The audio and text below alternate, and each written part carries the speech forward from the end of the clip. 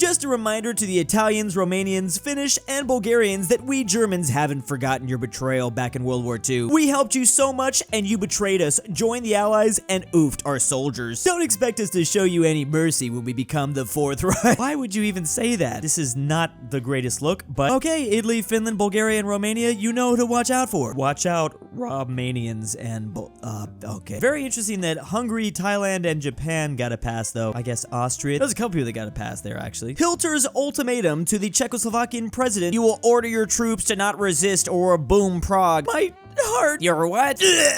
Somebody better call a doctor. We can't have him die here. Yes, me fear. I will make you learn necromancy if he does. Understood, me fear. What a weird situation he was put in here. Remember, this would have been just before World War II started, so in that moment, the mustache man wasn't necessarily trying to just get things kicked off, but you know how bad that would have looked if the leader of Czechoslovakia just died right there? He was probably really sweaty at this moment. World War II soldiers watching you play video games about the literal worst day of their lives. Little kids being like, oh my god, this is so fun. Bruh, chill. Imagine them reading all the comments being like, I can't wait to play this game. I just really hope I don't die before it releases. Japan be like, we're gonna provide free healthcare for all the atomic bomb victims.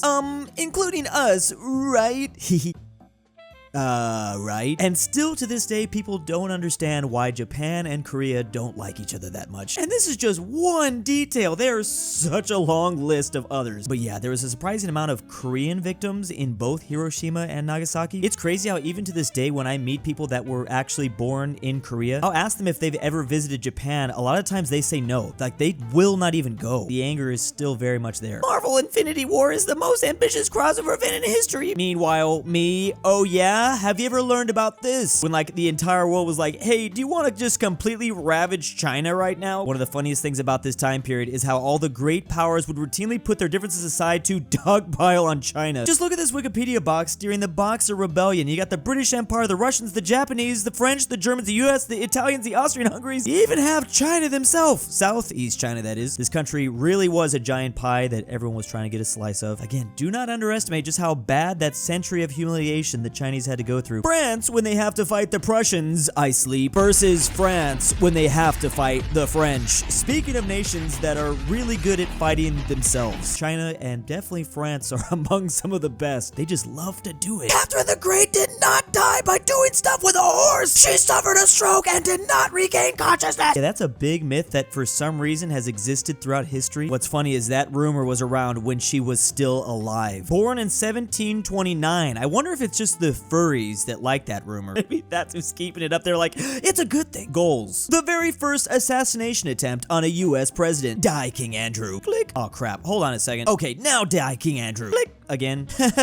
It's a prank. Proceeds to get the crap beat out of him and thrown in jail. That cane was gonna be painful. President Andrew Jackson did not mess around. POV, you just performed My Way at a Filipino karaoke bar since the late 1990s. Prepare to go kaboom. This is so weird because this is my go-to karaoke song. I always sing My Way by Frank Sinatra, but this is actually cursed in the Philippines. Like, don't do it. There's not just been 1 or 2 or 3, but 6 different murders on 6 different occasions of people performing this song and then randomly kicking the bucket. I was at a Filipino party once and I did that. I sang this. You know, I think we should have just let communism take over Europe after World War II. Then there would be no communists today, as they would know about the true horrors of it. I will say, if you talk about communism in Eastern Europe, you might get the crap beat out of you. So I don't know how far-fetched this is. Only one small issue: if communism took over all of Europe, then it probably would have won the Cold War, to be honest. I don't know if they're thinking about all that. I wonder, that's a good thought experiment. Would they? Hungary be like, you took everything from me. I don't even know who you are, responds Turkey. Apparently, a lot of Hungarians blame Turkey or the Ottoman Empire for what happened to them, or basically why this happened. Turks with 150 years of occupation of Hungary, which indirectly caused this. I guess you'd also say the Hungarians are mad at the Ottomans for contributing to the loss during World War I. Types of headaches. This is a migraine. This is hypertension. This is stress. And this is having Britain and France as your ally. Oh, this is mainly Czechoslovakia and Poland. And we are talking about World War II here. Clearly they're still mad about some things. The Continental Army defeating the British as militia and farmers. Meanwhile, Prussian officer Frederick Wilhelm von Stubenberg, who reformed the entire Continental Army under the Prussian system upon request from Benjamin Franklin, and not getting any credit for it at all, I guess. Imagine an eccentric Prussian military officer officer shouting in German trying to get a bunch of hillbillies into something that resembles a fighting force. Those hillbillies with the power of this Prussian officer, though, would help them win that American Revolution. Yeah, I definitely feel like we don't give this guy enough credit. The American Patriots idea of the British versus the actual British during the American Revolution. By a lot of standards, yeah, the whole taxes were quite fair. One could definitely argue that, that's for sure. In fact, I remember being in 8th grade and there was like an assignment that our teacher had us do. Half the class argued for the British side, the other for the American Revolution and their independence. I was a Brit, believe it or not, arguing that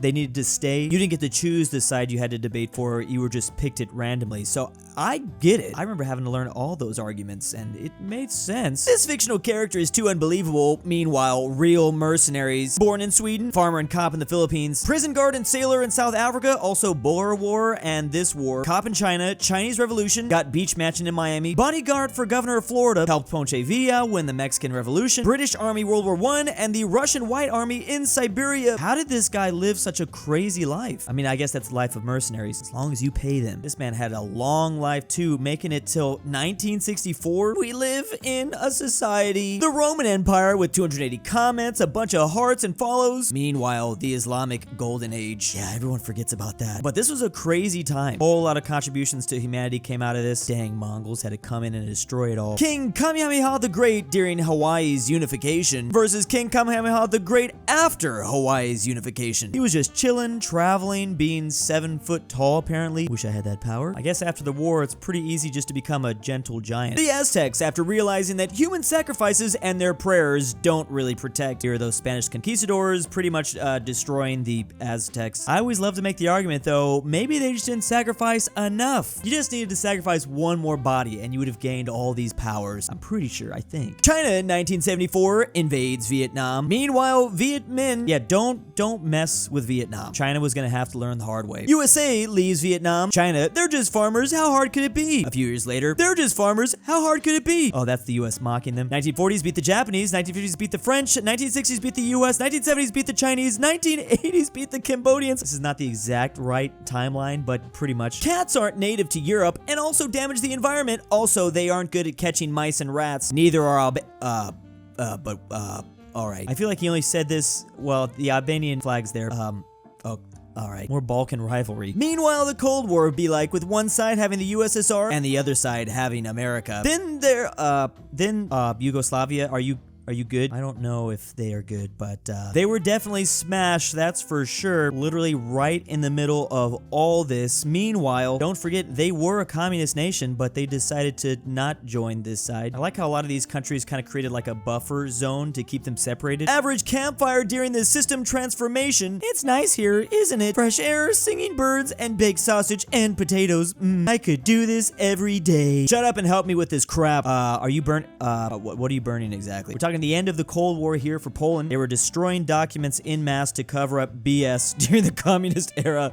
Not surprising. Scottish people, when they see a woman washing clothes, visible fear. Apparently this comes from a tradition in Scottish Gaelic, or a phrase in this language specifically. A female spirit that comes to wash your clothes means that you're gonna die. That's kind of terrifying. The American continents, and literally the craziest decade for them all. On one hand, in the US, we had the American Civil War going on, which I'd like to remind everyone, you can combine every single other war that Americans have been involved in, and that still doesn't match the casualties we took in just the Civil War alone. Because both sides were American. We were just racking up the casualties. While that was going on, the French decided to invade Mexico, installing an Austrian monarch for whatever reason. We have Venezuela with the Federal War, which is basically Venezuela's own civil wars that took place. Then how could we forget the War of the Triple Alliance? Oh, poor Paraguay. Brazil, Uruguay, and Argentina were about to have some fun, and by fun, I mean they were going to kill 90% of the Paraguayan male population. Now, a lot of this is connection to the American Civil War. I mean, obviously with the US in chaos, it definitely left an open door for European powers to take advantage of